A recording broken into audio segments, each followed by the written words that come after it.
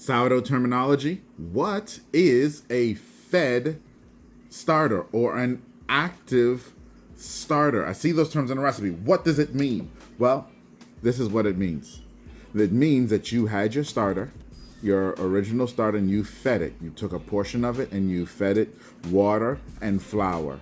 And then over a period of time, okay, usually about 4 hours, could be as long as 8 hours, depending on the temperature in your home, this yeast that was in here will start to eat. And as it starts to eat, it produces carbon dioxide, which causes the effect of it growing, because that carbon dioxide gets trapped inside of the gluten that's naturally occurring in this flour. So a fed starter or an active starter is one that you have fed with flour and water, okay, allowed it to sit and rise and reach its peak.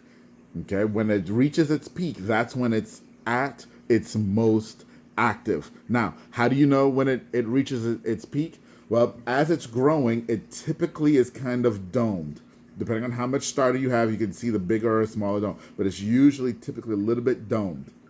When it gets flat, then it's reached its peak. If that dome shape is no longer flat and it started to fall in on itself, then it's starting to recede. But an active or a fed starter is one where we feed it flour plus water, and then over the next 4 to 8 hours, it grows and reaches its peak. When it's reached its peak, it's at its most active.